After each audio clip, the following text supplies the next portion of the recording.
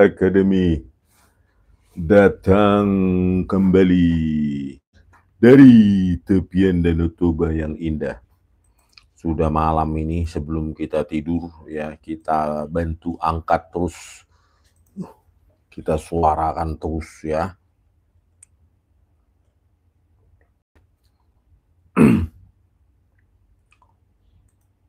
Kita suarakan terus. Ya, ini apa nih? Oke. Saya lihat komentarnya dulu di desktop ya. Oke, kita akan menyuarakan ini. Aduh, Pak Mangaraja Rahab lagi Horas. Jumpa lagi ya, setia kali Pak Mangaraja ini. Dari mana ini ya? Apanya? Domisilinya apakah sekitar Balige juga atau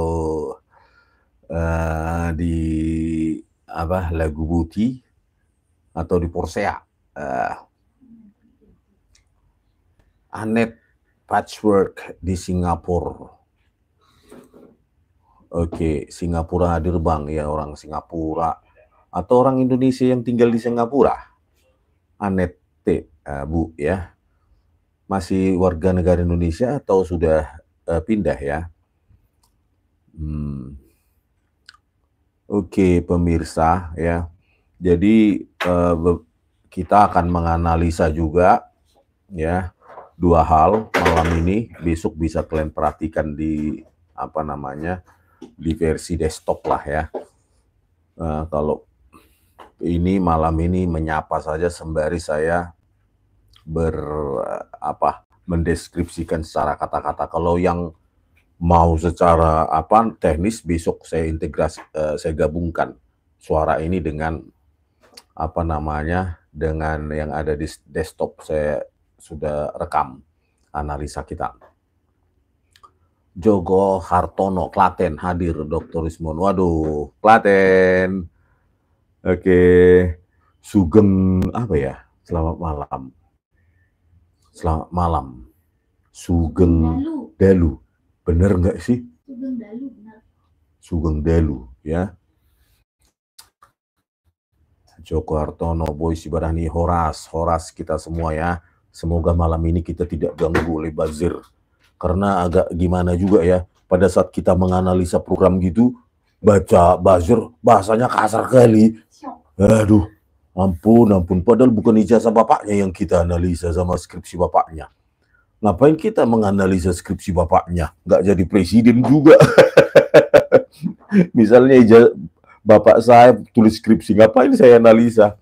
Udah nggak jadi presiden, ya kan? Sama lah itu, ini kan kita analisa adalah orang yang penting. Kalau mau menjadi pejabat publik tertinggi apalagi, ya harus bisa dong. Ya. Nah, ad hominem lagi nih. Aduh. Ya, tentang hidung lah, tentang apa, iyalah kau paling cantik ya. Oke, kita lanjutkan ya. Oke, kita menganalisa. Pertama adalah di sini sudah saya Jadi tipikal dari word processing ya, word processor terutama yang pakai komputer, meskipun sudah disimpulkan secara prematur oleh Dirtipidum bahwa lembar pengesahan skripsi itu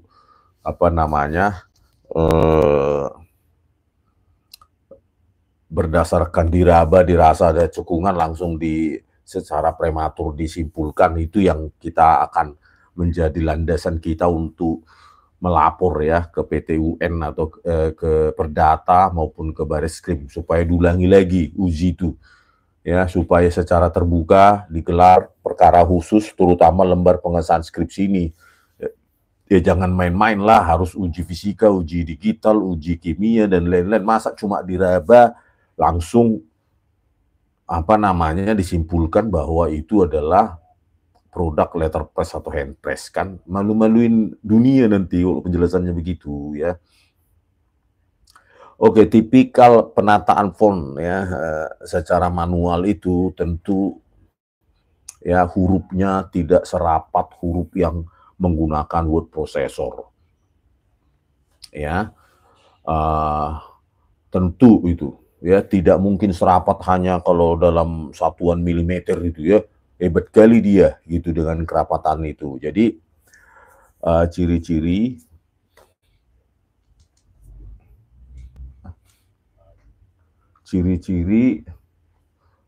ya ciri-ciri apa namanya, indikasi bahwa sebuah dokumen itu bisa kita analisa adalah dengan konsistensi kerapatan ya sangat rapat antar huruf.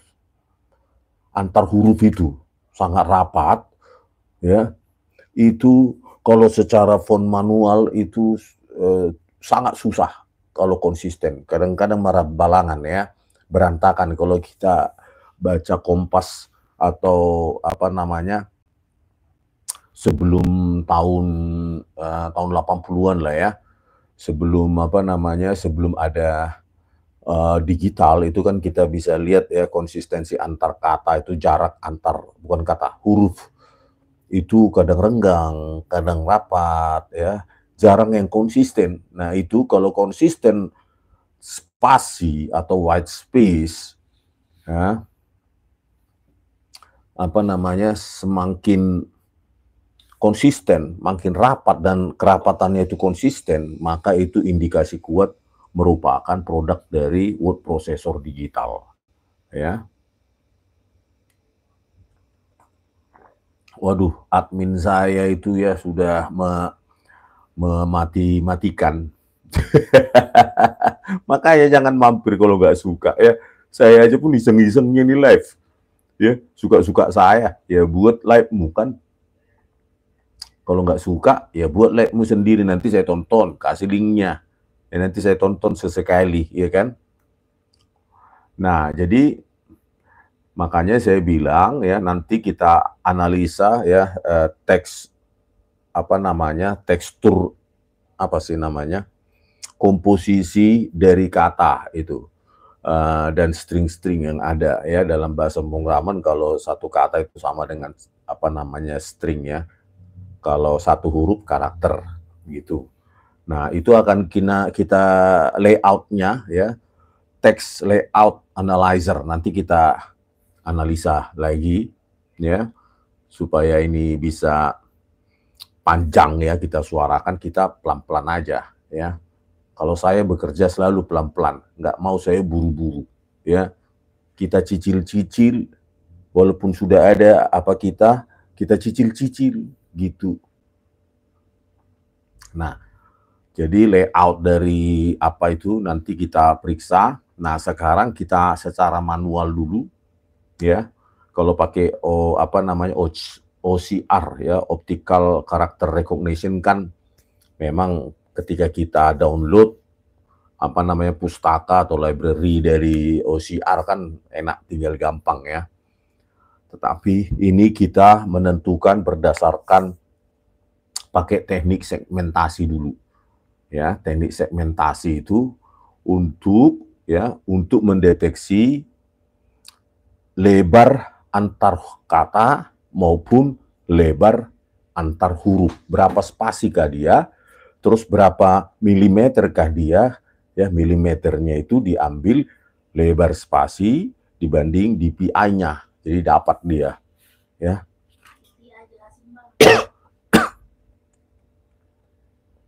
DPI itu dots per inci, 1 dot 1 pixel, ya kan? Berarti kalau 1 inci 300 DPI, berarti 1 inci itu ada 300 pixel, gitu caranya, ya. Jadi kalau sebuah citra digital 300 DPI, maka 300 pixel per inci. Berarti kalau 100 pixel, berarti 1/3 inci gitu ya, bukan dalam sentimeter. Oke, nah sekarang kita analisa dulu ya secara manual ini pakai segmentasi saja ya, karena warna putih dengan warna hitam huruf, white space-nya itu cenderung ke kuning-kuningan, tetapi masih white space, gampang mendeteksinya karena dua warna yang berbeda. Nah, kita pakai teknik segmentasi saja. membedakan atau mendeteksi warna terang atau warna cenderung terang dengan warna cenderung gelap. Jadi dari situ bisa kita temukan jumlah pixel, ya, jarak pixel antara dua kata maupun dua huruf, antar dua string maupun atau antar dua karakter. Nah, pertama kita perhatikan dulu di sini lembar pengesahan skripsinya itu, ya, atas nama Joko Widodo, ya, itu kita periksa, ya, di ke atas itu, ya, nanti kita lakukan phone identification, nanti saya saya praktekkan, ya, pelan-pelan, ya, karena kita mendemonstrasikan layout dulu, apakah benar dia rata tengah sempurna, apakah garisnya benar-benar lurus, ya, bagaimana nanti mendeteksi kekonsistenan dari jarak antar huruf yang tidak mungkin itu dicapai lewat hand press atau letter press, ya. Oke, nah sekarang di atasnya itu ada skripsi, tulisan skripsi yang berjudul. Nah, kalau kita deteksi skripsi, ya, dengan yang, ya,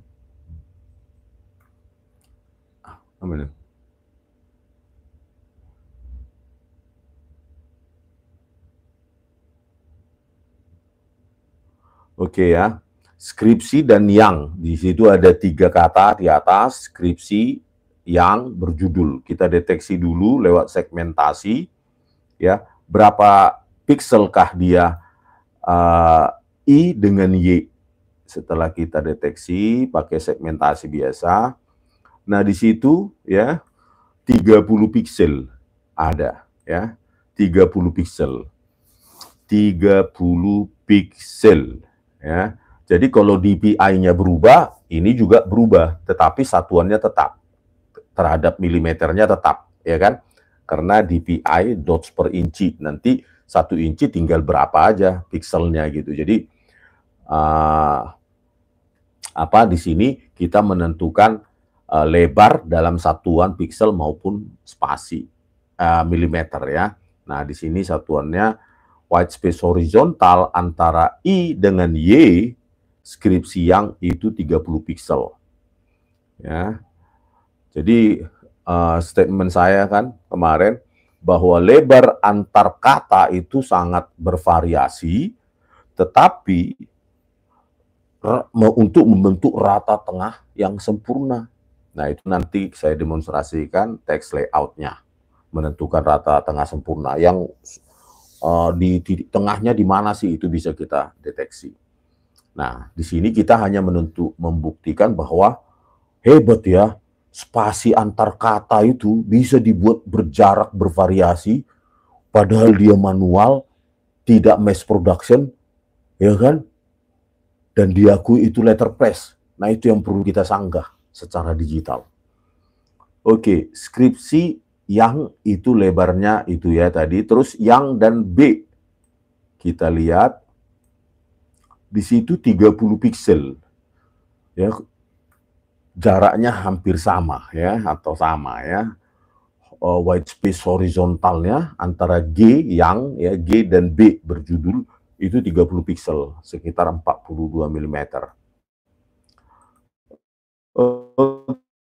Oke, setelah itu kita akan menentukan secara grafikal, ya, ditunjukkan kepada, nah, besok kalian tonton biar bisa lihat, ya. Ini saya ceritakan aja biar enak saya. Lebar antara di dalam kata skripsi, ya, S dan K.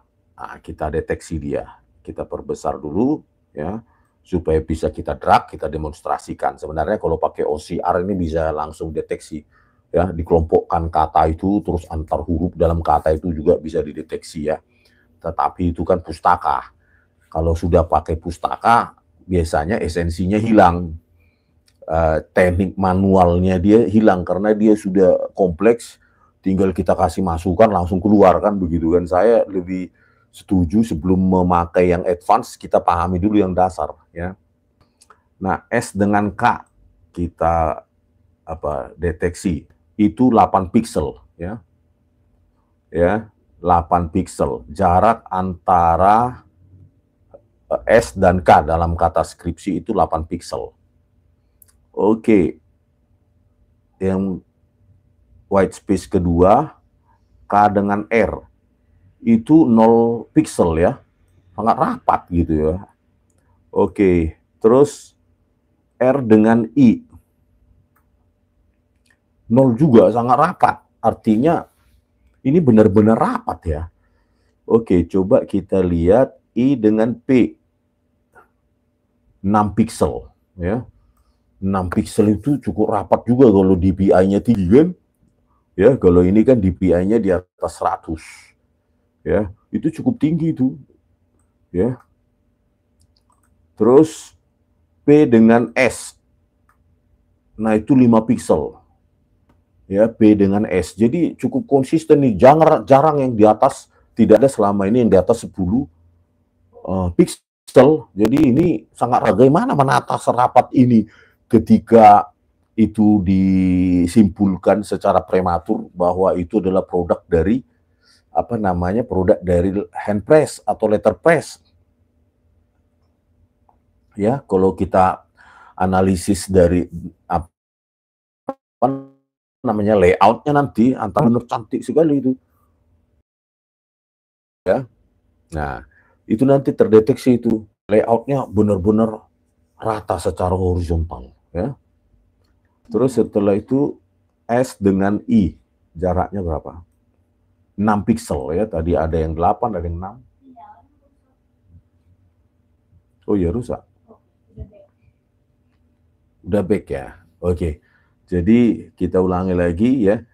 Jarak antar huruf S dengan I ya dalam kata skripsi itu 6 pixel. Cukup rapat juga ya. Sangat rapat relatif terhadap DPI-nya. Terus Y dengan A itu 7 pixel ya. Tadi bervariasi ada 6 sampai 7. Tapi itulah ya cukup konsisten karena dalam rentang ya sekitar 0 sampai 10 pixel. Ya, A dengan N itu 6 pixel.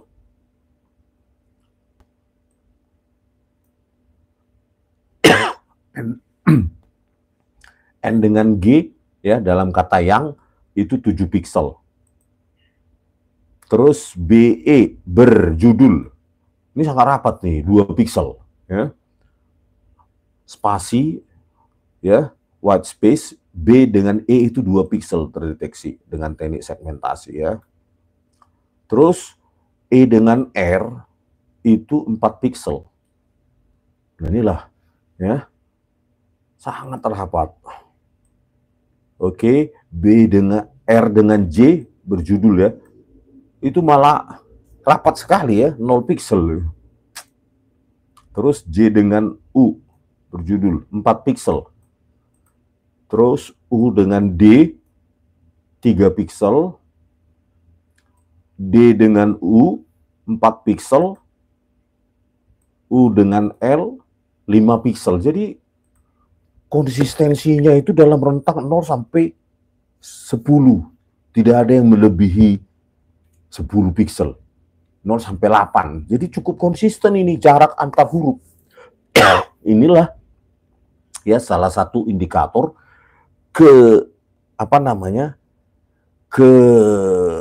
begitu konsistennya kerapatan antar huruf. Itu salah satu indikasi bahwa ini adalah produk dari word processor. Belum lagi kita nanti seperti saya bilang ya, teks layoutnya, teks untuk kata, teks untuk baris ya, terus teks untuk secara keseluruhan satu halaman ya. Oke, itulah jarak antar huruf maupun antar kata ya. Langsung demonstrasikan di sini dalam kata yang skripsi yang berjudul. Jadi ya konsisten ya, cukup konsisten kerapatan dalam satuan pixel, ya. Ya kalau DPI-nya turun juga paling jumlah pixelnya yang turun, gitu aja. Gitu. Kalau DPI-nya naik, proporsional naiknya. Ya, jadi tidak mengganggu apa ya di sini. Jadi satuannya ya tetap gitu loh. Kalau DPI-nya makin naik, ya jaraknya akan naik. Tetapi pixelnya makin naik, tetapi tetap proporsional dan konsisten ya. Terus kalau kita lihat lagi, misalnya yang paling bawah ya, kita deteksi tadi yang paling atas.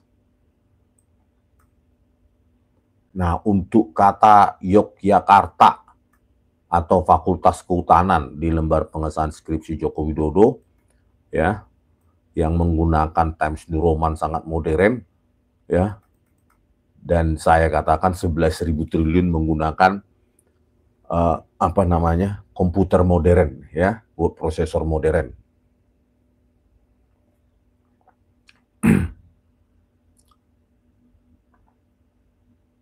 Ya, terus kita deteksi coba ya jarak antar kata Fakultas Kehutanan, ya, jadi antara S dengan K, Fakultas S huruf yang terakhir dengan K, kita deteksi di sini dapat nggak ya? Oh, dapat 44 pixel atau 62,09 mm. Jadi kita bisa di sini deteksi ya. Terus kita lihat jarak Universitas Gadjah Mada juga ya. S dengan G kita deteksi kerapatan apanya, jaraknya dalam pixel itu 33 pixel ya. Gadjah Mada H dengan M itu berapa itu deteksi? 34 pixel. Jadi makanya bervariasi nih jaraknya ya antar kata, tetapi di dalam kata itu tiap huruf itu konsisten. Kita periksa lagi ya. Misalnya di kehutanan, nah itu Fakultas Kehutanan, F dengan A yang pertama kita deteksi. 8 pixel lebarnya ya. F dengan A. Terus A dengan K, coba kita lihat, ini sangat rapat sekali nih. 6 pixel ya terdeteksi. Jadi konsisten seperti yang tadi skripsi yang berjudul itu dalam rentang kurang dari 10 pixel ya jarak antar huruf. Jadi sangat konsisten. Itulah ciri-ciri ya kekonsistenan white space, kekonsistenan jarak antar huruf itu hanya dimiliki oleh word processor ya. Digital. Oke, fakultas K dengan U, coba kita lihat.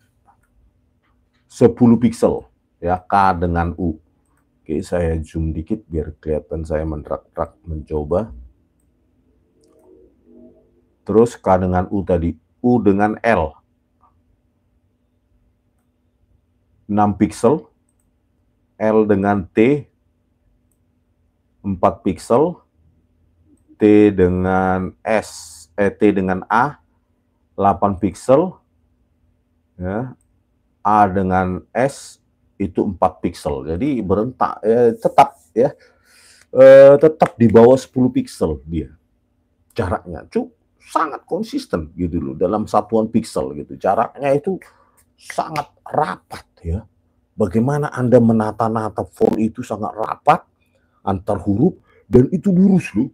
Kalau kita nanti saya tunjukkan ya menganalisa tekstur atau layout dari tiap kata maupun kalimat. Oke, sekarang Fakultas Kehutanan. K dengan E. Sangat rapat ini. Ya, saking rapatnya dia kakinya K itu dekat sekali dengan E, terdeteksi 0 pixel. Bayangkan menatanya itu ya sangat sempurna kalau fontnya ini manual.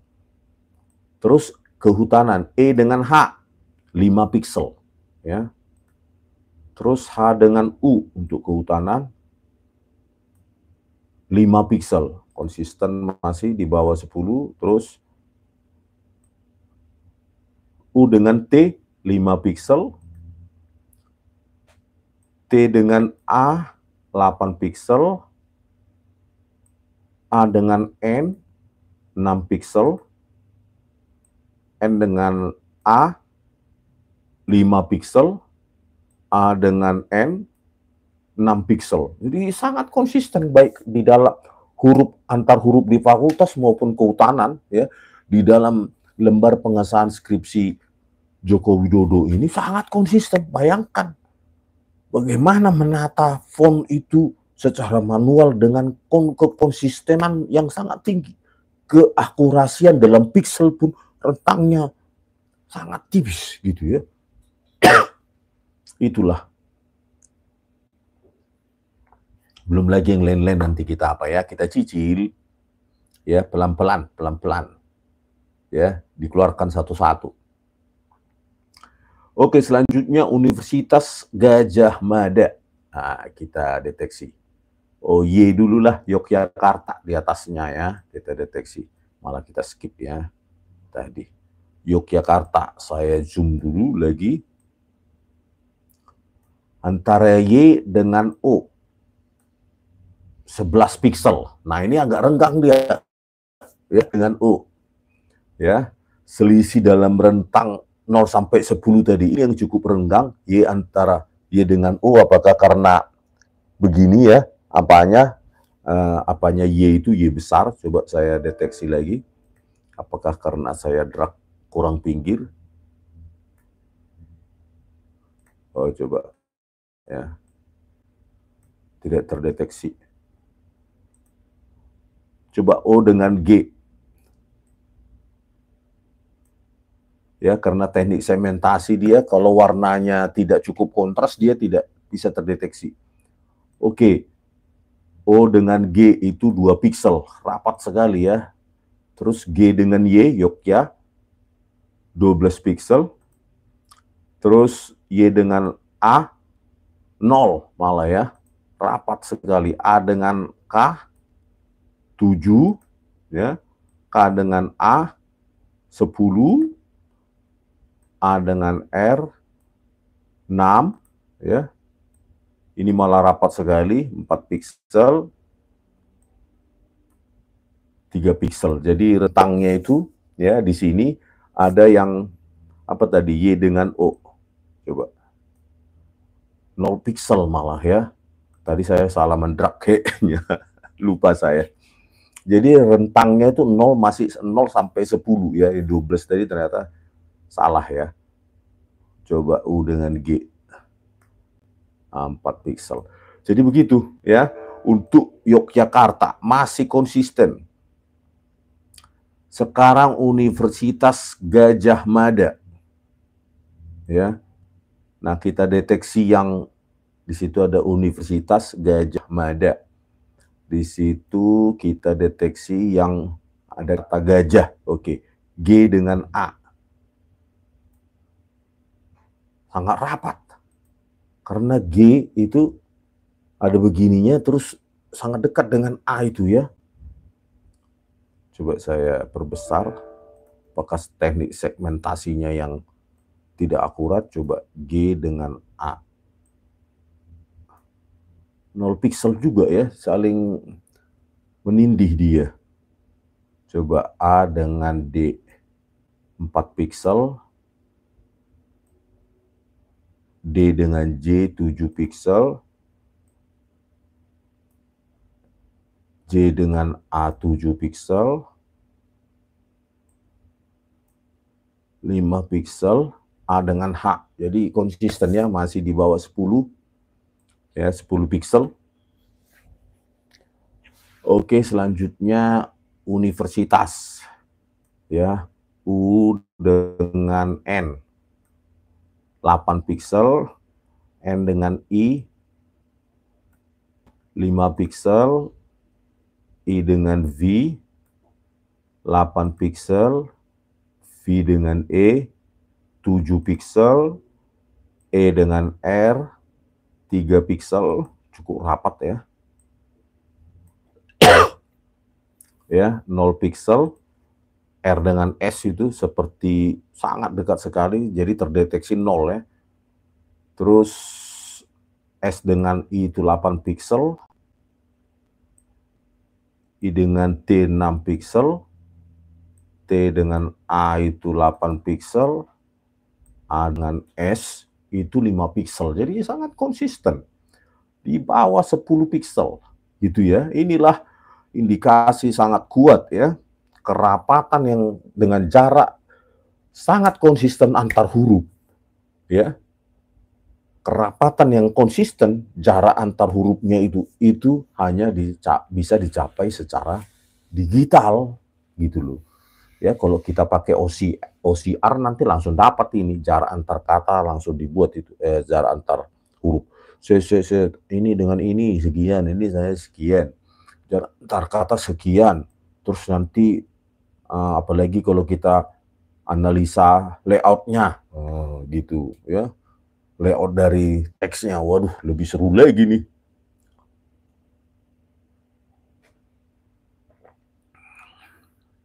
Banyak kali di-delete oleh admin saya ini ya. Lagi ngapain dia itu? Lagi ngasih makan ayam kayaknya itu ya. Sambil nonton streaming saya itu. Oke, itu untuk apa namanya? Untuk lembar pengesahan skripsi. Besok demonya bisa kalian apa ya? Saya drag gitu, saya teliti satu-satu gitu. Meskipun bisa secara keseluruhan, tapi kan kita mau pelan-pelan ya untuk mendemo. Saya gitu ketika ngajar mahasiswa saya kasih dulu teknik manualnya, baru nanti secara keseluruhan. Jadi dapat dulu dia konsepnya ya. Misalnya ini, oh bagaimana teknik segmentasi, membedakan dua warna, terang gelap, gitu ya, segmentasi itu. Oke, selanjutnya kita coba lihat dulu. Nah, saya ingin menganalisa dulu ya,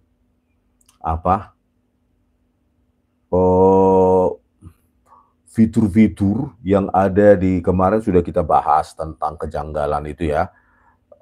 Ijazah dari 1115 atas nama Fronojiwo dan 1120 atas nama siapa itu? Joko Widodo. Nah, di sini kita perhatikan ya, kalau kalian zoom ya. Ya. Untuk 1115 atas nama Fronojiwo, kalian bisa secara visual pun bisa kalian simpulkan bahwa ya logo UGM itu benar-benar berfungsi sebagai watermarking. Ya, watermarking itu berguna agar teks yang yang ditimpa oleh watermark itu, dalam hal ini logo UGM, itu bisa dikunci posisinya, tidak gampang dimanipulasi. Jadi apa yang kita dapatkan dari Fronojiwo ini, kita lihat itu benar ya. Watermark itu menimpa huruf-huruf kapital ya, huruf-huruf kapital. Jadi ketika diedit secara digital memang agak susah karena dia tekstur dari logo itu benar menimpa dari huruf-huruf kapital tersebut. Jadi logo UGM di sini benar-benar berfungsi sebagai watermarking, mengunci. Ya, kalau di dalam data digital watermarking ya, kalau data satu dimensi watermarking itu digunakan untuk juga mengunci data itu. Begitu data itu bergeser, ya, bukan hanya diubah, bergeser saja, maka nilai hash-nya juga berubah. Jadi berguna juga. Kalau dalam visual begitu juga. Itu kalau data satu dimensi ya, data biner ataupun teks ataupun angka, itu begitu ya. Nah, kalau visual juga sama, posisinya berguna untuk mengunci sekaligus untuk sebagai referensi ya, untuk pengujian keidentikan. Nah, di sini bisa kita lihat ya, ijazahnya Fronojiwo itu benar-benar ya, kita lihat misalnya huruf S, ujian sarjana. Terus kalau kita filter ya, kita perhatikan di sini benar tampak ya bahwa tekstur dari logo itu menimpa dari huruf S itu. Jadi dalam, kalau benar ini percetakan, maka harusnya adalah ya. Kalau ini percetakan hand press, ya harusnya ini adalah huruf kapital dulu baru di press dengan logonya ya. Kalau secara digital, ya ini semua tukang editor juga bisa sebenarnya. Ya seolah-olah dia digital embossing juga bisa ya. Asumsinya ini hand press. Kalau digital ya banyak orang yang lebih jago juga dari ini, gitu loh. Oke, begitu juga dengan ini asumsi hand press karena memang dari di huruf-huruf golden ratio-nya di Fronojiwo ini memang cocok menurut saya ya secara visual, cocok dengan hand press. Ketebalan dari U ya, kehutanan U-nya itu kan ada yang tebal, ada yang agak kurus. Nah, kalau digital tuh U yang kurus itu benar-benar sangat kurus. Terus lengkungannya di sini juga agak belok-belok ya. Nah, begitu juga dengan A ya, kita lihat A itu benar-benar menimpa itu ya. Logo menimpa, menindih dari karakter itu. Nah, ini juga saya A, sarjana, bisa kita lihat ya. Terus bisa juga kita lakukan deteksi RGB-nya ya, kanal RGB. Nah, dari warna brown atau keemasan di sini ya. Untuk logo itu sebenarnya begini dia. Distribusi RGB-nya. Nah, ini dia ya, sebaran RGB. Kalau untuk kanal R dia cenderung di atas 150, kalau kanal green ya untuk yang logo ini itu untuk kanal green itu cenderung di tengah antara 100 dan 150, dan blue itu di bawah 100 distribusinya. Nah, itulah untuk yang logo UGM yang ada di Fronojiwo ya. Tetapi ketika kita cek dia menimpa ya, coba kita periksa lagi, ketika dia menimpa S, bagaimanakah distribusi RGB-nya ya. Nah, ini cukup hampir sama ya. Jadi benar-benar terdeteksi RGB dari logo logo UGM itu. Nah, ini juga di A misalnya, saya perbesar ya.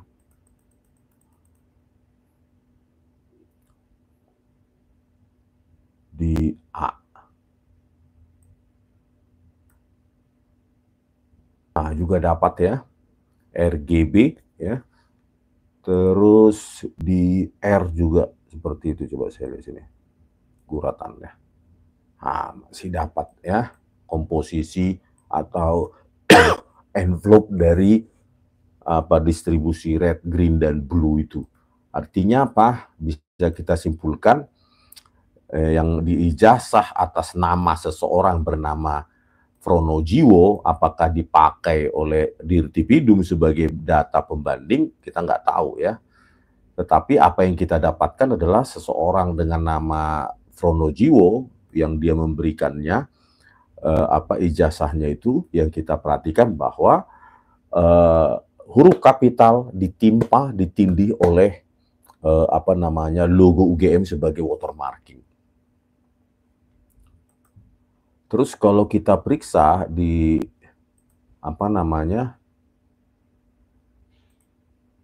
ijazah dari Joko Widodo,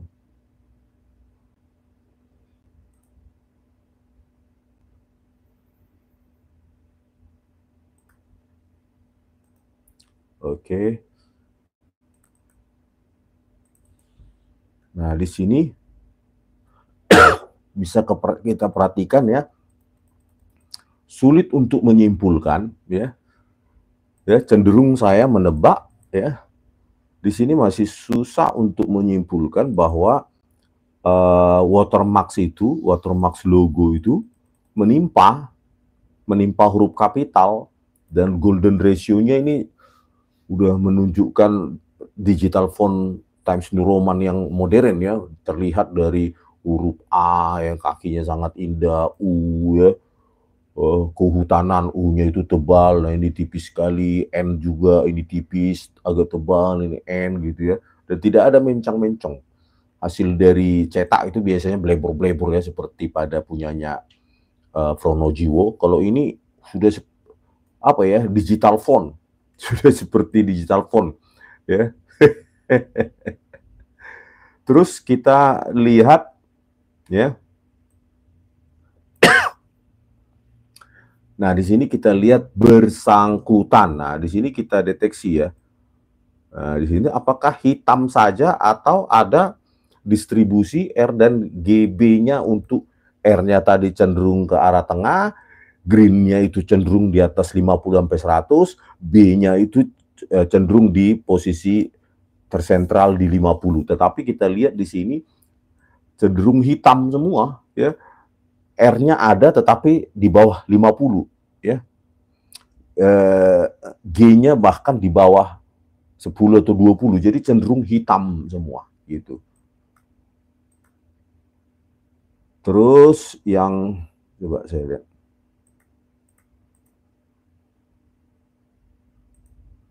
yang seharusnya menimpa dari tekstur dan logo UGM ya, ini J, coba saya lihat. Nah, ini juga baik R, G, dan B itu cenderung hitam.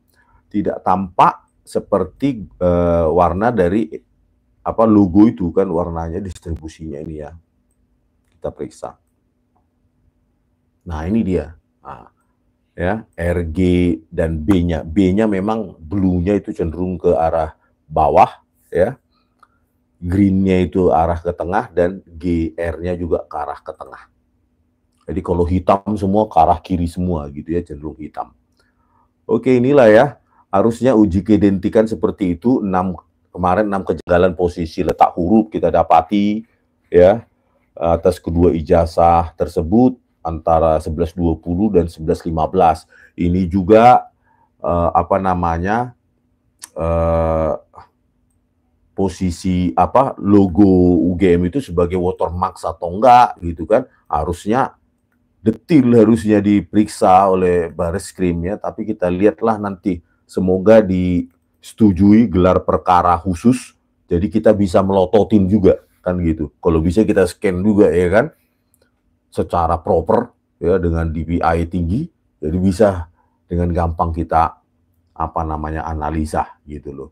Tapi kalau sekarang ya nanti dibilang lagi, ini punya siapa ini? Ini kan yang diupload Dian Sandi. Nanti kalau kita analisa yang dimonitor di Tipidum juga di apa juga nanti, meskipun resolusi sangat rendah ya. Gitulah. Ya, kalau memang mau keterbukaan Pak Listio Sigit Prabowo, ayo Pak, lakukan gelar perkara khusus, tunjukkan bukti-bukti itu secara analog, hasilnya apa, ya, bagaimana mengujinya, baru kita percaya. Tetapi kalau publik aja melihat buktinya aja nggak tahu, ya apa mau diharapkan ya, keterbukaan itu nggak ada yang bisa diharapkan ya.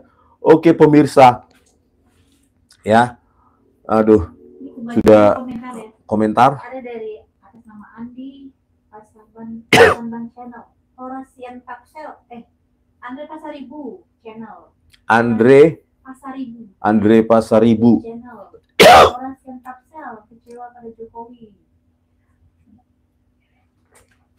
Ya. Horasian Tapsel. Oke, Tapsel. Bagus Haryono, malam bro, kantin elektro masih adakah? Dulu saya kadang makan di situ, teman seangkatan. Kan siapa? Bagus Haryono. Bagus Haryono, teman seangkatan saya, 94. Ya. Bertanya apakah kantin elektro masih? Wah, nggak sempat bro ke kantinnya itu melihat. Ya, belum pernah masuk Fakultas Teknik lagi. Terakhir kapan ya? Ya, 2000-an mungkin waktu S2 ya. Kantin atau di mana? Kantin yang di bawah itu. Ada juga kita Jingil ya, dari Kebun Jeruk Jakarta Barat, gabung Bang. Oke, selamat bergabung. Ada juga kantin Akbar Al-Badar. Kenal deh Dr. Ismon. Salam kenal dari mahasiswa Universitas Bina Bangsa. Oke, Dari Banten. salam kenal ya. Ada juga dari John McWilliam. Horas Bang salam dari Texas. Oke, salam dari Texas. Waduh, Ada juga ditonton yang juga dari. Horas Bang dari Saitama Jepang. Oh, Horas, Saitama. Ya. Jadi kalian harus bersuara juga lah, ya. Ini ada yang nunggu-nunggu debat seolah-olah saya apa sih kalian? Memangnya siapa dia? Menteri aja saya blok teleponnya, tahu nggak kalian? Ada menteri itu mantan pengacara, saya blok teleponnya. Memang apa rupanya? Ya nggak perlu saya. Ya. Nanti kalau ada waktunya apa ketemu, ya tapi face to face. Ya, saya nggak mau diatur-atur. Memang siapa kau? Ya, saya ingin memberikan edukasi. Kalau kau memberikan lagi edukasi, lakukan edukasi itu. Jangan sok hebat, sok ini. Ya, tapi dengan narasi atau dengan software gratisan bernama iRedsoft dan FreeMake. Oke ya, jadi admin saya kejam, jadi langsung diblok gitu loh. Karena apa? Mengganggu. Ketika saya mendemonstrasi ini kan untuk besok, ya, apa namanya? Jadi bisa ditampilkan besok hasil demonstrasi. Jadi di running gitu loh, bukan di teori-teori, narasi-narasi, langsung kita running gitu. Hasilnya apa? Ya kalau dibantah, ya buat programmu yang lebih hebat. Memang saya nggak sehebat dia gitu kan. Tapi kan saya mencoba untuk membuat sesuatu untuk mengedukasi publik ya kan. Aduh, kasar-kasar kali sih buzzer ini ah. Terus baca, ada lagi?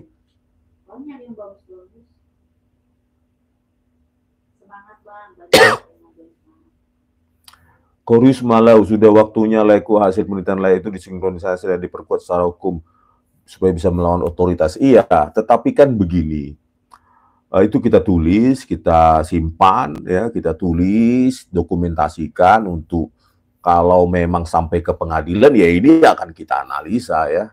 Nanti kepada ahlinya saya berikan, karena kan saya di posisi terdakwa kalau di pengadilan kan, maka harus saya perkuat ahli itu dan kita harus kuliti benar ya, mulai dari proses akademik Joko Widodo, kenapa daftar awalnya itu sarjana muda, tahun akademi 881, bagaimana Anda bisa menulis skripsi menjadi sarjana, 8 tahun ajaran akademi 8182 juga masih sarjana muda, terus kapan dia menjadi sarjana, kok bisa menulis skripsi, kok bisa Anda salah menyebutkan pembimbing skripsi, tahun 2017, Kasmujo, tahun 2025, matnya meremelek seperti menghafal. Nama pembimbing skripsinya aja pun meremelek gitu, Profesor, Doktor, Insinyur Ahmad Sumitro. Ya kan? Ya, orang kan curiga di situ. Ya, masa bisa ngaku-ngaku 2017 pembimbing skripsinya Kasmujo, di Prakata aja nggak ada ucapan terima kasih. Tapi seolah-olah intens sekali mereka bolak-balik apa itu tentang skripsi. Bolak-balik, saya bolak-balik entah berapa kali. Terus dibilang juga ya galak, tapi terima kasih karena ininya bimbingannya skripsi saya selesai di jurusan fiktif yang namanya jurusan teknologi kayu. Bayangkan jurusan aja pun nggak jelas. Itu kan nanti akan dikupas terus diiris-iris itu nanti oleh pengacara. Ya, jangan senang dulu lah. Memang nggak ada proses pengadilan. Ya kan? Ya tetap harus ada proses pengadilan. Equality before the law. Kan gitu. Dan semua harus dijajarkan bukti-bukti itu. Ya. Dan harus terbuka persidangannya biar publik tahu semua. Gitu loh. Ya kalau nanti terbukti palsu di pengadilan, ya Jokowi yang masuk penjara. Kita rakyat hore gitu ya. Meskipun banyak bilang 58%. Siapa bilang? Ya, suaranya Jokowi kan suaranya PSI itu. Ya kan, itulah suara murninya. Kalau matematikanya ya logika saya ya. Ya kan, karena waktu kampanye dulu kan foto-fotonya dia sama si Kaisang. Ya kan, berarti kan apanya ya ijazahnya itu. Ijazah. Apa namanya? Ngomong ijazah Jokowi kok malah ijazah. Suaranya, persentasenya yaitu 4,sekian%. Kan ada nama Pak Robertus Hari Prabowo mengaku lulusan Fakultas Kehutanan, tapi tidaknya merusak hutan seperti di Raja Ampat. Bukti data ijazahnya memang palsu. Ya iyalah, harusnya kan kalau saya lulusan elektro, pasti saya kalau jadi presiden, meskipun nggak mungkin lah ya. Nah, terus pasti saya akan mengembangkan industri elektronik, informatika, karena kita memang DNA-nya di situ. Lah ini, lihatlah Raja Ampat sekarang, sedih kali saya melihat konten-konten YouTube itu ya, padahal banyak manusia bisa hidup dari hutan itu. Hutan itu seperti orang tua, memberikan kita makan, memberikan kita pendapatan, memberikan kita air, oksigen, dan lainnya, produk-produk hutan itu. Datanglah si Hosuk, ya, penguasa rakus, langsung tambang. Itu pulau itu gundul gitu langsung. Atas nama hilirisasinya si Luhut. Ya, hilirisasi, tapi hutan punah. Ya. Hutan Indonesia tinggal 100 jutaan hektar lagi. Ya, dalam sejak zaman Soeharto sampai sekarang itu udah 100 juta hektar lebih habis hutan. Tersisa tinggal 100 juta hektar. Tetapi penguasa-penguasa rakus ini kalau ngelihat, wah, hepeng itu, duit itu, botakin, gundul, ya kan, tambang atas nama hilirisasi.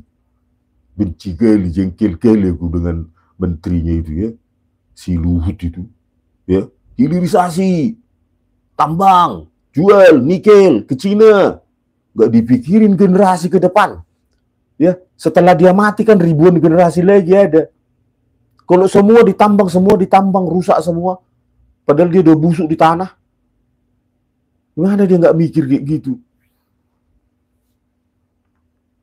Kasian warga Raja Ampat, ada yang menangis itu ya. Saya juga melihat ya, merasakan ya, tanah nenek moyang kami pun di Tanah Batak pun habis dijadikan monokultur ya, oleh Toba Lestari, Sukanto Tanoto, 200.000 hektar. Sekarang apa? Ya rakyat di sekitar miskin, karena dulu bisa cari madu, hamijon apa sih?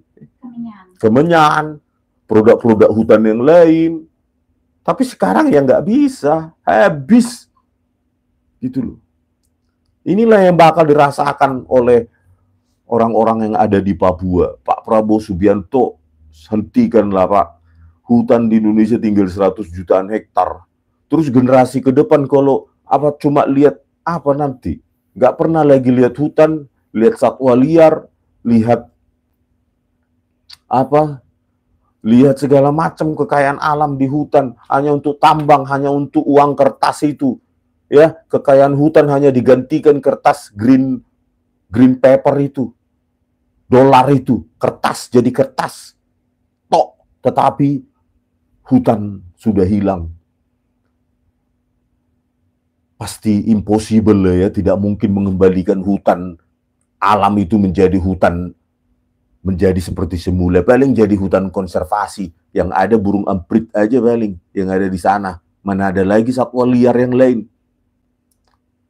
Jagalah Pak Prabowo Subianto kekayaan alam Indonesia ini, khususnya di tanah Papua. Ya, tanah Papua, tolonglah Pak Prabowo selamatkan, hentikanlah tambang-tambang itu nikel. Fokuslah kepada investasi masa depan, yaitu sumber daya manusia. Kita kan masih banyak kekayaan kita yang bisa berkelanjutan, seperti di laut ya, tanam rumput laut lah, ikan lah, segala macam gitu loh. Ini kalau hutan sudah habis, saya aja ngelihatnya sedih. Kok bisa gundul kayak gitu, habis gitu. Pulau sangat cantik di Raja Ampat. Katanya surga dunia, katanya. Ya, dari penguasa itu katanya, tetapi begitu melihat tambang nikel, ya, dolar nih, ya kan? Jual. Apalagi songon si Luhuti. Game itu dolar nih otak nih. Yaitu yang kaya cuma sekelompok orang ya, Luhut dan kawan-kawan, Bahlil dan segala macam, Jokowi dan segala macam ya. Rakyat ya tetap miskin, hutan rusak, ya, padahal dia bentar lagi orang-orang itu bakal mati, ya, di kuburan. Tetapi sudah sangat sega, sudah terlanjur rusak, nggak ada artinya penyesalan itu, ya, kasihan mereka. Ya, saya cuma bisa menyuarakan aja lah kepada saudara-saudaraku yang ada di Kalimantan, Sulawesi, maupun Papua dan Sumatera sudah merasakan dari dulu juga, ya, sudah hampir habis hutan di Sumatera. Begitu kita jalan darat, ya cuma monokultur sawit itu sampai membosankan, ya, sampai jenuh kita. Nggak pernah ada lagi hutan alam. Kita lewati cuma sawit. Udah rusak semua hutan di Sumatera. Nah, inilah kerusakan ini akan ditularkan, di copy paste ke Papua. Inilah rejim rakus, ya, yang mungkin diinisiatori oleh Luhut mungkin itu, ya. Karena kata-katanya selalu hilirisasi. Entah apa kata-kata hilirisasi itu. Tambang, hilirisasi. Kalau kita protes, kalau nggak setuju, silakan keluar dari Indonesia. Memangnya milik opungmu Indonesia ini, Luhut? Tanyalah dulu kau. Memang milik opungmu Indonesia ini? Di Simargala sana opungmu. Ya. Siapa bilang opung-opungmu memiliki Indonesia ini? Memang nenek moyangmu apa rupanya? Ngomong apa sih? Ya suka-suka saya lah. Itu kan protes saya sebagai hak warga negara melihat Indonesia. Masa saya ngomong algoritma terus? Bikin akunmu kalau nggak apa. Ini kan protes saya kepada protes sosial, protes sebagai warga negara yang juga ikut membayar pajak sama seperti kalian. Ya inilah keresahan saya ungkapkan, mumpung saya punya YouTube. Gratis pula dikasih YouTube kan. Ya, kalau berbayar mungkin saya langsung berhenti. Gitu. Ya kadang-kadang saya perlulah mengeluarkan unek-unek saya. Siapa tahu mendengar Pak Prabowo Subianto. Ya, kan kasihan warga di sekitar hutan yang gundul itu, yang biasanya mereka mencari produk-produk hutan. Hutan itu menjadi hidupnya, memberi makan, memberi air, memberi oksigen, memberikan keindahan alam. Segalanya itu hutan untuk mereka. Kok bisa? Hanya karena kalian yang sekarang sedang menjabat atau sudah menjabat. Kok mentang-mentang kalian sedang menjabat, dengan enteng kalian rusak alam itu milik Tuhan itu. Ya, pencipta alam semesta ini. Ya, mahamu. Ya, cuma mikirin green paper aja kalian, uang-uang dolar itu. Kayak mau dibawa aja ke kuburan kalian itu. Bawa kalian dolar itu, ditaruh pun soal itu. Mayak monon. Ya. Ya, dikuburkan aja nanti green dollar itu ke kuburan kalian sama mayat kalian. Masukkan itu uang-uang dolar itu sekalian jadi tanah itu. Ya. Kasih jabatan pasti diam, diam. Ya. Iya, itulah orang-orang ini, ya. Kalau kita sama-sama bersuara kan bagus. Ini ada orang mencibir, kita menyuarakan. Sampah. Udah gudang anak kesampain di Indonesia. Ya, makanya susah maju. Lian 400 perak per komentar. Nggak dulu, mengkhianati bangsa anak. Ya.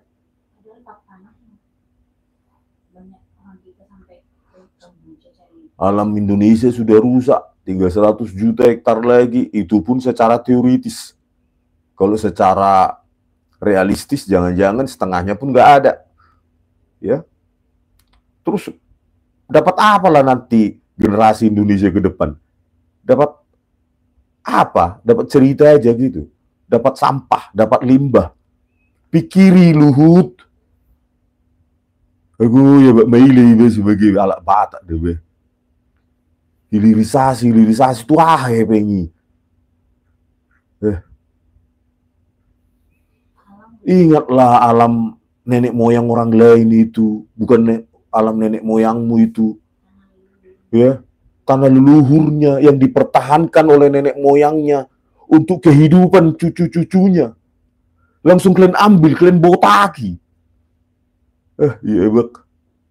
Itu kan tanah leluhurnya, ada raja-raja di situ, ada pemimpin di situ, ada suku di situ yang punya nilai-nilai luhur sehingga menjaga hutan itu, sehingga dipertahankan sampai kalian botaki kayak gitu.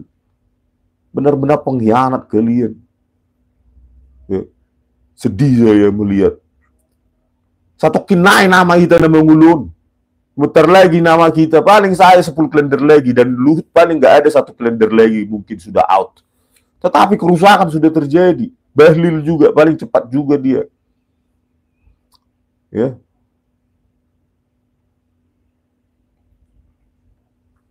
Aduh, banyak kali ya kita mengutarakan keluh kesah sebagai warga negara, datanglah buzzer-buzzer ini, ya memang seandainya, makanya dulu waktu penjajahan ya, para pengkhianat inilah buzzer-buzzer ini. Ya. Inilah yang paling susah untuk ditumpas. Makanya muncullah figur apa namanya? Jenderal Nagamonar. Ya, tanpa aturan langsung sehat, ya kan? Gitu loh. Ya. Jadi oke ya pemirsa, ya memang kadang-kadang saya mengutarakan apa yang saya baca. Aduh, pasal songono teh. Kenapa orang selalu mencari dolar, mengorbankan keindahan alam, ya, alam yang sangat kaya ini untuk negara kita, ya. Tahe Arya printingon mau sianaking. Oke ya pemirsa, sampai jumpa di video kami selanjutnya. Horas.